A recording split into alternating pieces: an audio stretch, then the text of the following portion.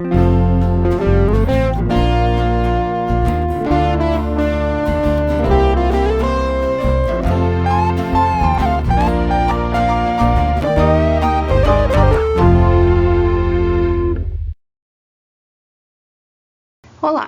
eu sou a Bruna e na aula de hoje nós iremos falar sobre as anemias.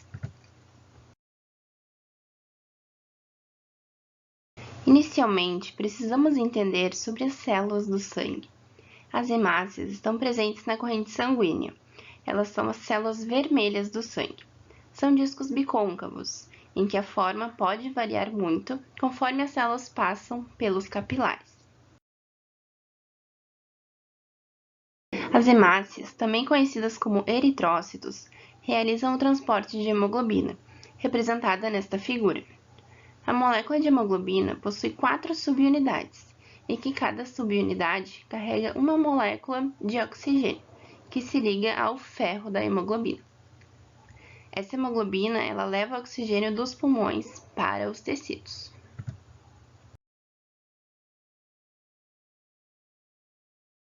Em relação à produção das hemácias, nas primeiras semanas de vida embrionária, as hemácias primitivas são produzidas no saco vitelino.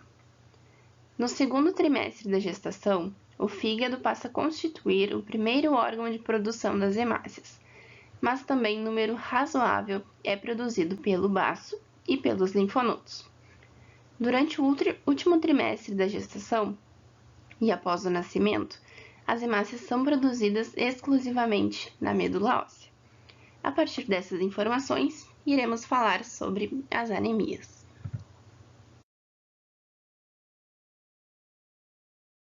As anemias são caracterizadas pela deficiência de hemoglobina no sangue, causada por redução no número de hemácias ou pela redução do teor celular de hemoglobina.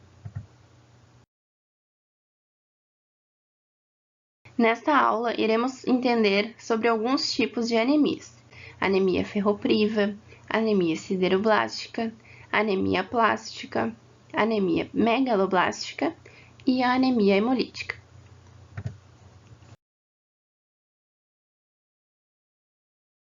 A anemia ferropriva é caracterizada pela deficiência de ferro, que causa uma baixa quantidade e qualidade das hemácias produzidas, ou seja, são produzidas poucas hemácias e em tamanhos anormais.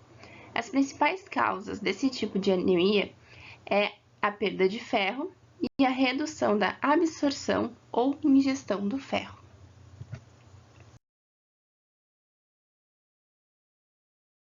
A anemia sideroblástica é caracterizada pela medula óssea preservada, no entanto, inoperante funcionalmente, causando o aparecimento de hemácias microcíticas e hipocrômicas, ou seja, microcíticas por serem pequenas e hipocrômicas por menor quantidade de hemoglobina nestas hemácias.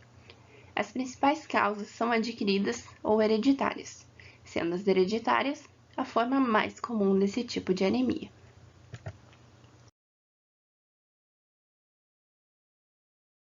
A anemia plástica é caracterizada pela falta de funcionamento da medula óssea, que causa uma alta diminuição da produção ou destruição periférica das hemácias, ou seja, as hemácias não são produzidas de forma eficiente ou então há uma destruição destas hemácias.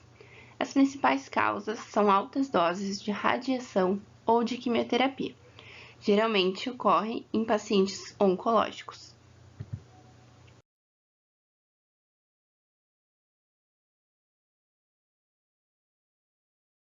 A anemia megaloblástica é caracterizada pela diminuição do ácido fólico ou da vitamina B12, que é essencial para a produção das hemácias, que irá causar uma proliferação lenta das hemácias e elas irão crescer de modo excessivo, ou seja, terão formas anômalas, sendo denominados os megaloblastos.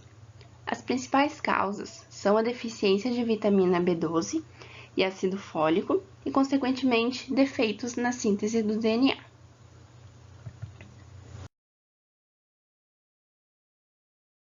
A anemia hemolítica É caracterizada por hemácias frágeis e curto período de vida, por se romperem facilmente. O número de hemácias é normal, no entanto, elas são destruídas muito mais rapidamente do que podem ser formadas, desencadeando uma anemia grave.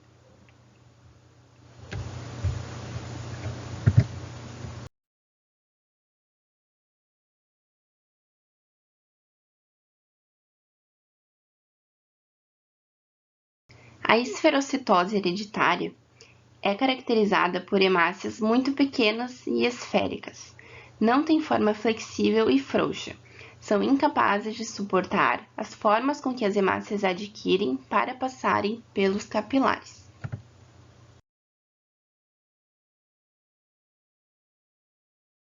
A anemia falciforme é uma doença genética e hereditária que faz com que a hemoglobina seja anormal, chamada de hemoglobina S.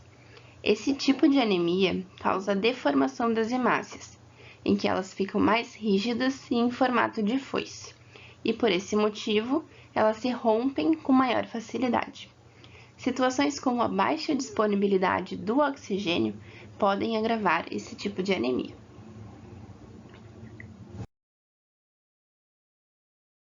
A eritroblastose fetal é caracterizada por hemácias Rh positivas do feto, que são atacados por anticorpos Rh negativos da mãe, que fragilizam as células Rh positivas, resultando em rápida ruptura e levando ao nascimento de um bebê com anemia grave.